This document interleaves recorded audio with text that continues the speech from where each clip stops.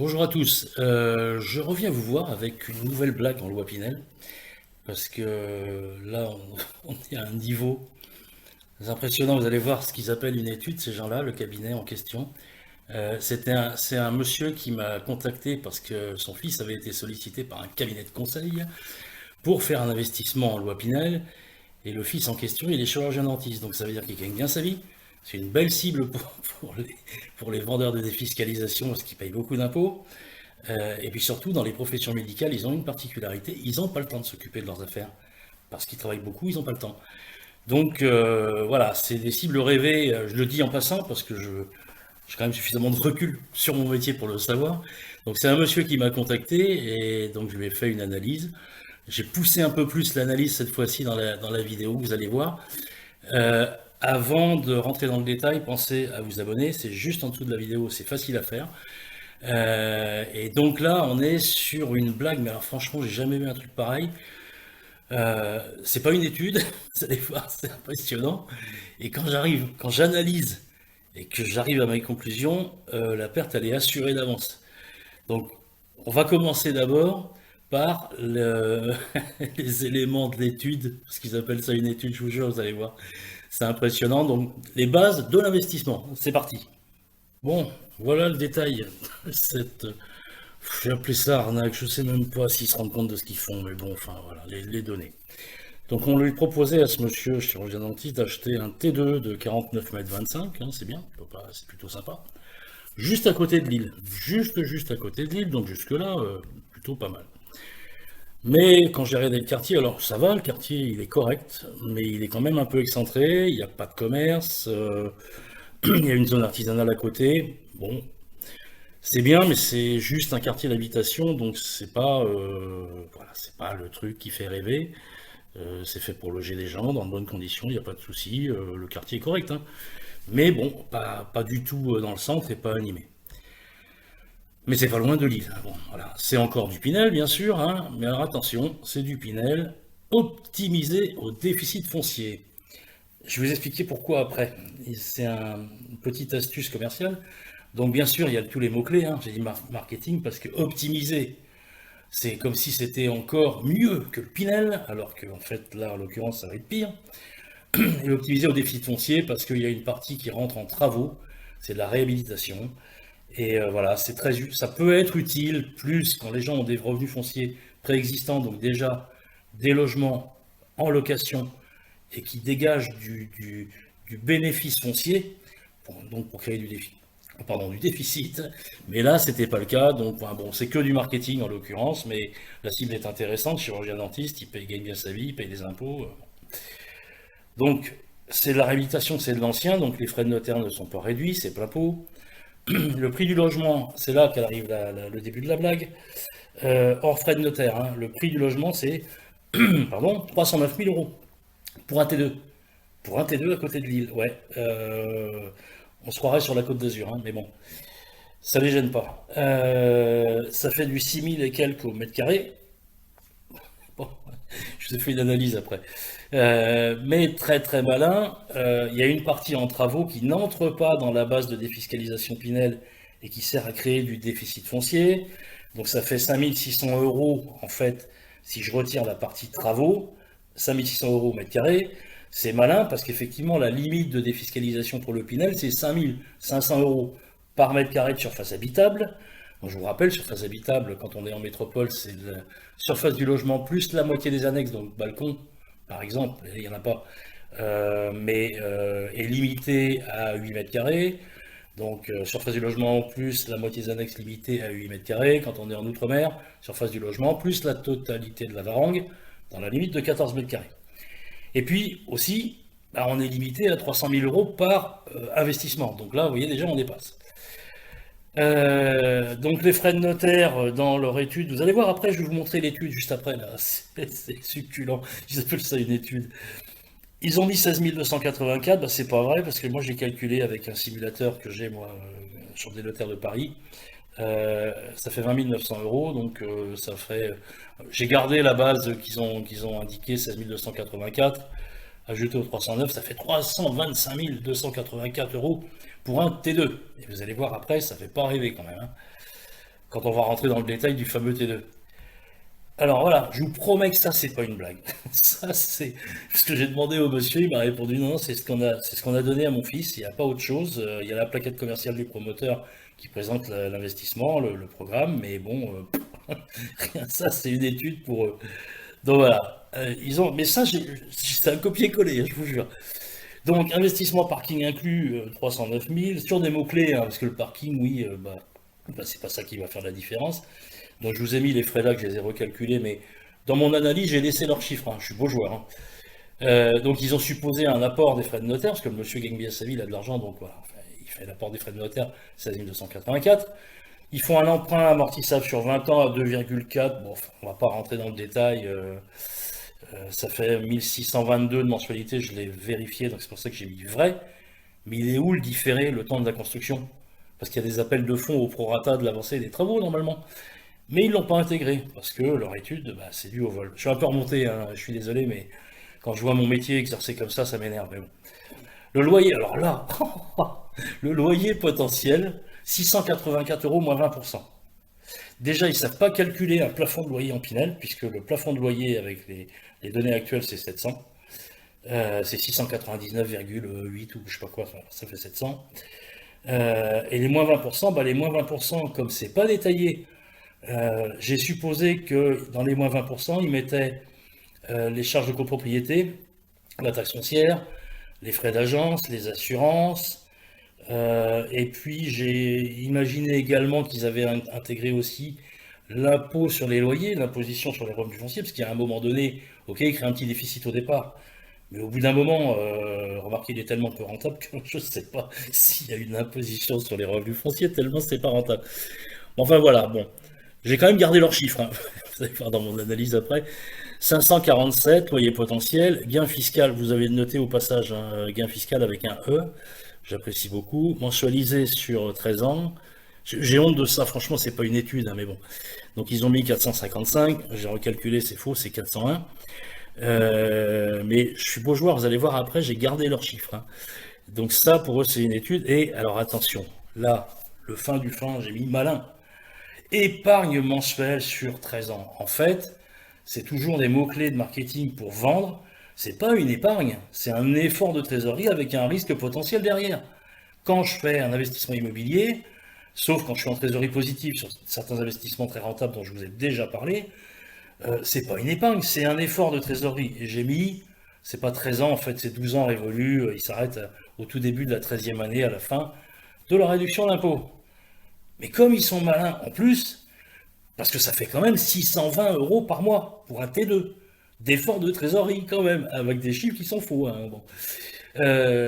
Donc ils lui proposaient de faire un investissement en parallèle en SCPI pour grosso modo pas loin de 150 000 euros. Avec des revenus mensuels nets 4,70, faites le calcul de la rentabilité, hein, c'est vraiment pas terrible. Donc forcément, s'ils rajoutent ça, un apport supérieur, alors 16 284 l'apport pour les frais de notaire, plus quasiment 150 000 euros investissement en SCPI, pour un T2. Hein. Donc forcément, l'effort d'épargne mensuel théorique, il descend à 150. Mais le monsieur, il a quand même mis 150 000 euros de plus en SCPI. Hein. Alors, je récapitule la blague. Donc, il y a 309 000 le T2, 16 000 et quelques les frais de notaire, 149 350 les SCPI.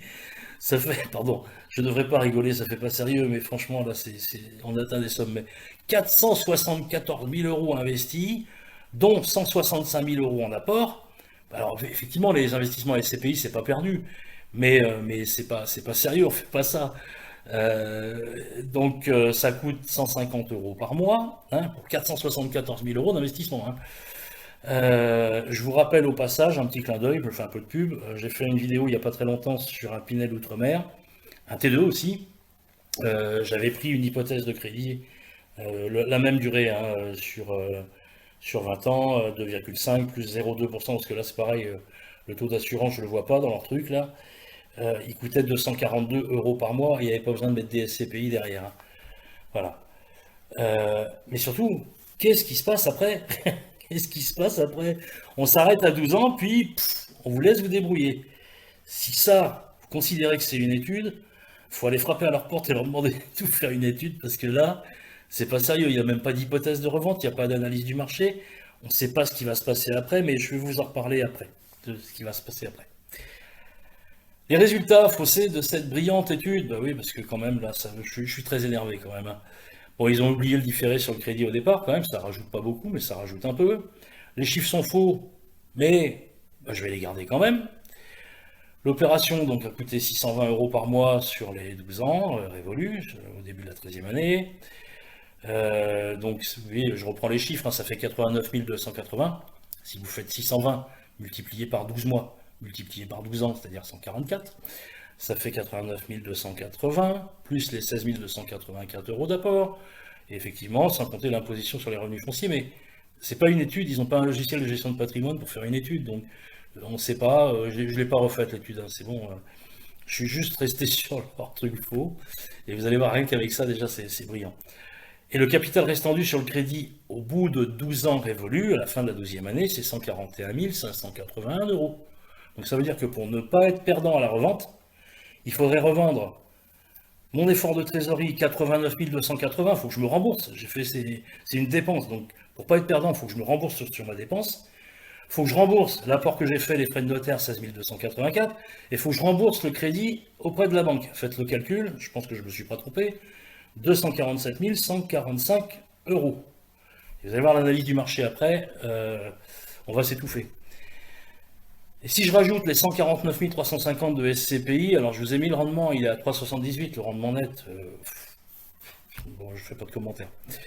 L'opération a coûté donc en moyenne 150 € par mois, du coup, bah oui, gros malin, forcément, ils ont rajouté des SCPI. Ça fait 21 600 sur la durée. Donc le minimum de revente, c'est 21 600.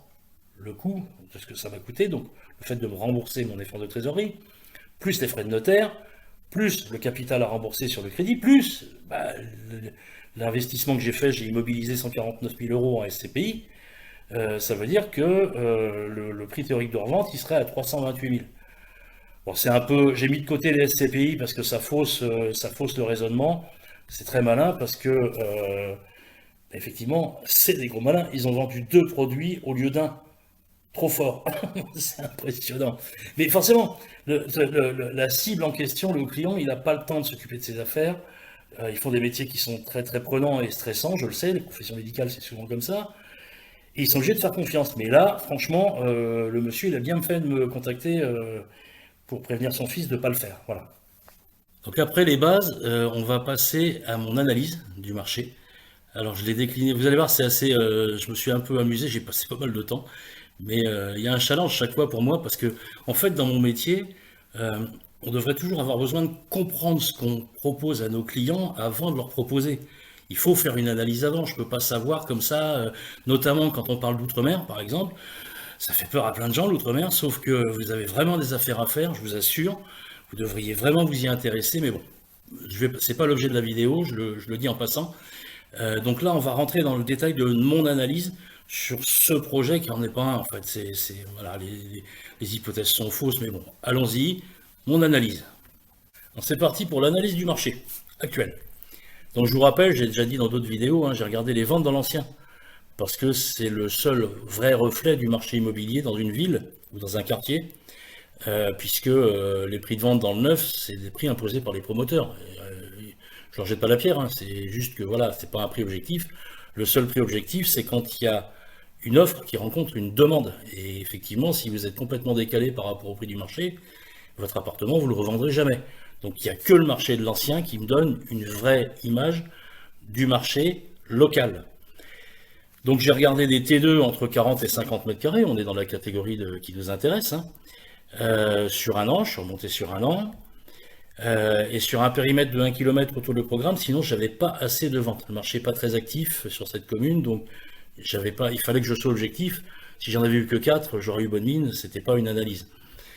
Donc j'ai fait une analyse assez restreinte et j'en ai trouvé 15 seulement. Voilà. Sur ce genre de critères, des T2, dans un périmètre de 1 km autour du programme. Et pour des années de construction, entre 1900, les immeubles anciens, mais c'est logique, hein, il n'y a rien d'exceptionnel, hein. Entre 1900 et 2013, vous le savez, c'est des centimes de défiscalisation. Analyse détaillée. Donc, je vous rappelle que pour faire une opération sans gain ni perte, hein, je ne parle même pas de gagner de l'argent, hein, il faut revendre au moins à 5 000 euros le mètre carré. Donc, j'ai trouvé une vente à 2900, mais elle n'est pas significative. J'ai trouvé 4 ventes vers 3100, 3 vers 3500. Vous voyez, c'est pas, on est quand même assez loin de l'objectif, hein. J'en ai trouvé 2, on commence à monter, j'en ai trouvé que 2 à 3900, mais on n'est toujours pas, même pas, là on a 5000 comme objectif, hein. Et j'en ai trouvé 4 entre 4002 et 4005. Attention, j'en ai trouvé une à 4900, mais elle n'est pas au même endroit, elle est sur les boulevards, il y a le tramway juste à côté. Mais c'est du Pinel. C'est du Pinel. La voilà, celle à 4900. Voilà, c'est une réhabilitation aussi, je pense, hein, j'ai regardé. Là, c'est une photo issue de la plaquette du promoteur. J'ai vérifié sur place, hein, j'ai regardé sur Google Earth, c'est bien le même bâtiment. Mais bah, c'est pas significatif, c'est du Pinel. Voilà. Allez, détail du T2 de cette belle étude. Donc il fait 49 mètres carrés, j'ai mis OK, c'est bien. Un T2 de 49 mètres carrés, c'est chouette, c'est bien. Il a un jardin de 29 mètres carrés. Très bien aussi, très très bien, mais c'est un rez-de-chaussée. Attention, vous allez voir après. Euh, le quartier est excentré, donc là j'ai mis pas OK, parce que bah, c'est pas très vivant, c'est un quartier d'habitation. Il est très correct, mais pas, c'est pas un quartier très recherché, quoi. Proche d'une zone artisanale, donc ça c'est pas trop bon non plus.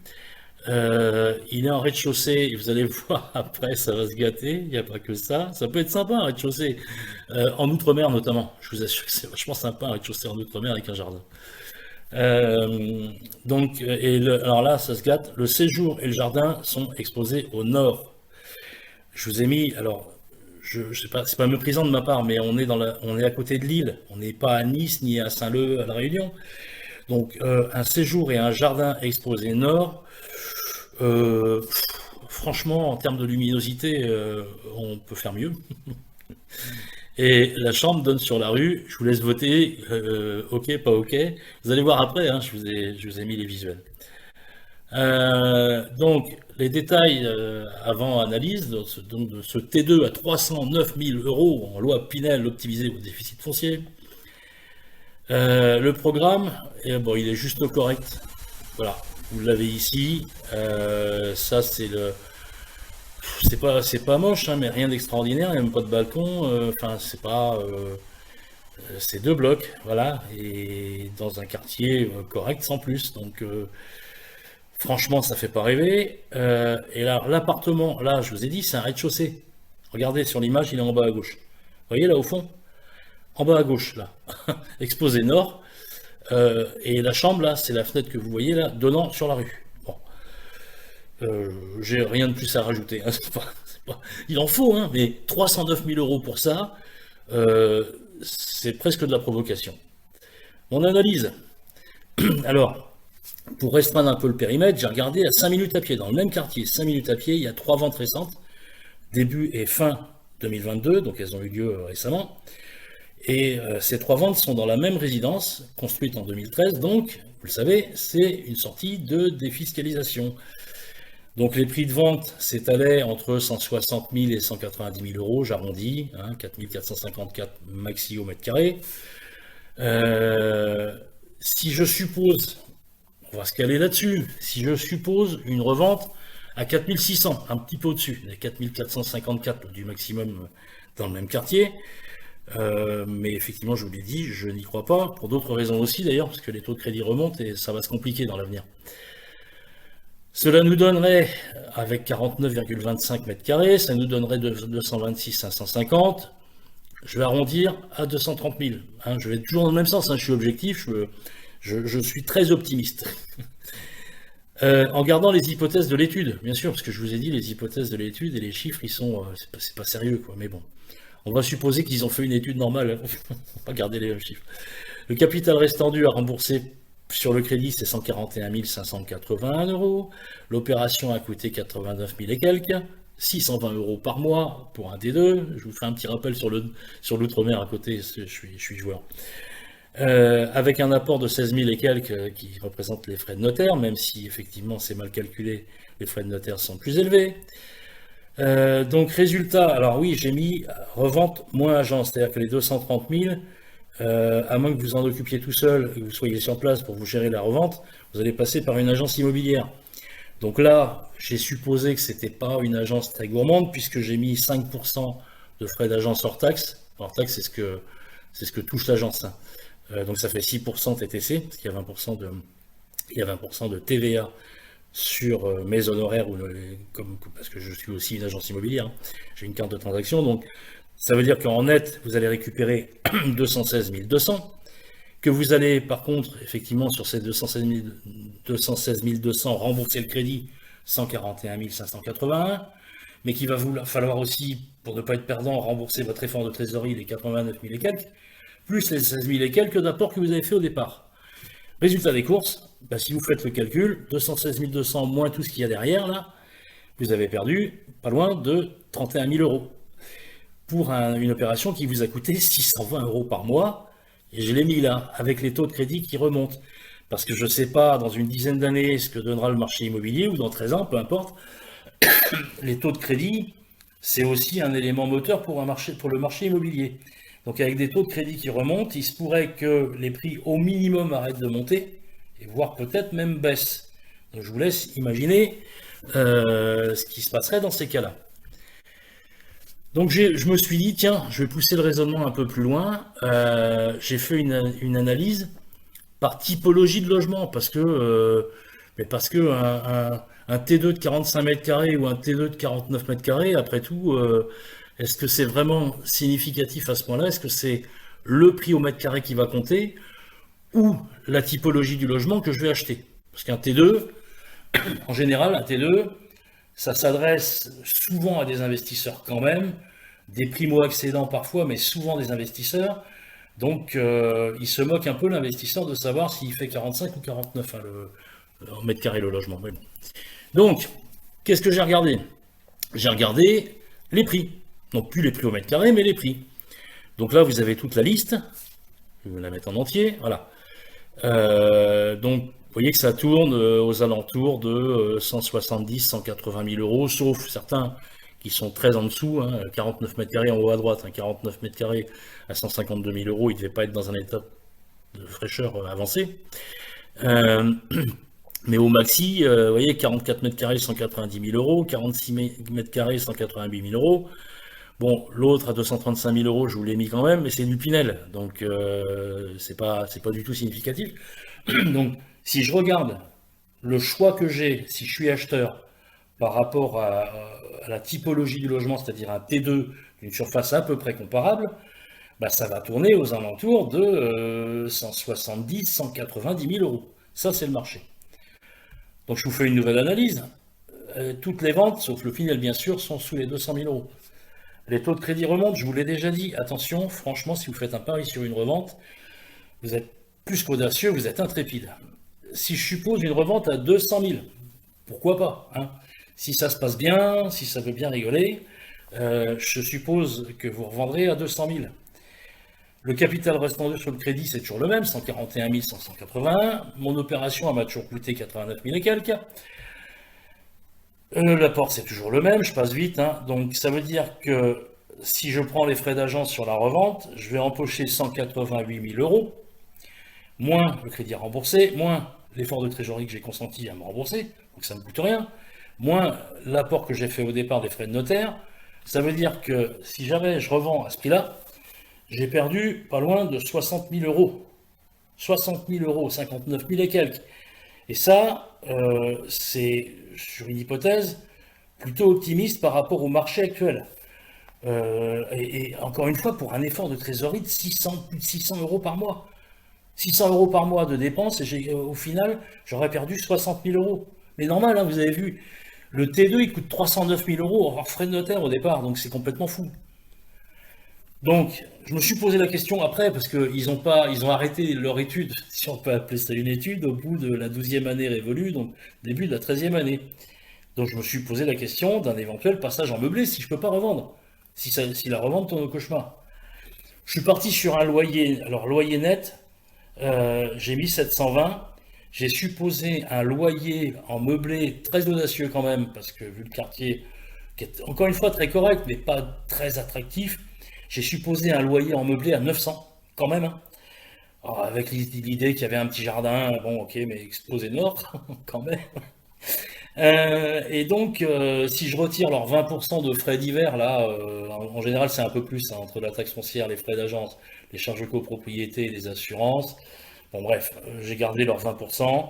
Donc, si vous faites 900 moins 20%, ça fait 720 de loyer net que je perçois tous les mois, mais moins les 1622 euros de crédit. J'ai toujours le crédit sur le dos, j'ai pas revendu, hein.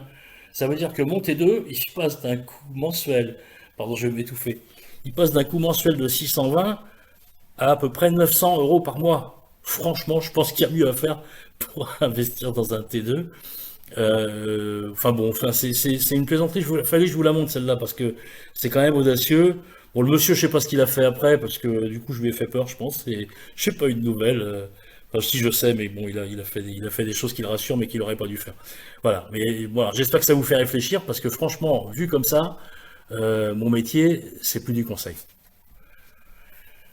Et c'est ce que je vous dis à la fin. Bah, effectivement, le conseil, c'est un métier. Il faut bosser un peu, il faut savoir ce qu'on vend, il faut analyser le marché. Et je ne pourrais pas supporter de vendre quelque chose à mes clients si je ne sais pas où je les emmène. Alors après, je ne suis pas devin. Mon métier, c'est pas une science exacte. Il y a toujours des aléas dans l'investissement. Mais quand même, là, quand vous voyez les chiffres, c'est pas une plaisanterie, c'est une arnaque, pas autre chose. Donc vous avez vu, je vous avais pas menti, c'est quand même, c'est audacieux quand même de bosser comme ça. En fait, ils savent pas ce qu'ils vendent, hein. Ils font ça avec la plaquette du promoteur. Ils connaissent pas le quartier, ils ont pas analysé, ils savent pas du tout ce qu'ils vous proposent. Mais c'est pas grave, c'est de la défiscalisation. Donc quand vous payez des impôts, vous êtes sensible à l'argument et ça passe. Et surtout, vous avez vu, avec l'histoire des SCPI derrière, les gros malins, ils vendent deux produits, le Pinel plus les SCPI au lieu d'un seul. C'est vraiment du très haut vol. Mais bon, voilà. J'espère que ça, au moins que ça vous alerte un peu. Enfin, il n'y a même pas la suite, hein, vous avez vu, il n'y a même pas la suite. On ne sait pas ce qui se passe après les 13 ans. Est-ce qu'on revend? Est-ce que, vous avez vu, si vous passez en location meublée, ce que ça vous coûte, c'est une blague. Mais c'est pas grave, ces gens-là savent pas ce qu'ils vendent de toute façon, donc ça les intéresse pas. Tout ce qui les intéresse, c'est de toucher une commission, c'est pas de faire du conseil. Moi, je suis un petit peu remonté, mais c'est vrai que mon métier, c'est un beau métier quand même. Mais bon, fait comme ça, c'est lamentable. Voilà. Pensez à vous abonner, je radote, mais c'est pas bête. Et puis, bah, j'espère encore une fois que ça vous a intéressé et surtout que ça vous met en alerte, ça vous met en éveil sur les choses qu'on vous propose. Il y a vraiment mieux à faire, je vous assure. Vous avez plein de vidéos sur ma chaîne qui vous donnent des exemples. Ben, écoutez, je vous dis à bientôt, j'espère, pour une nouvelle vidéo où je vais prendre. J'ai déjà une idée en tête. J'ai évoqué l'outre-mer, mais je vais y revenir plus précisément, très concrètement. À bientôt. Au revoir.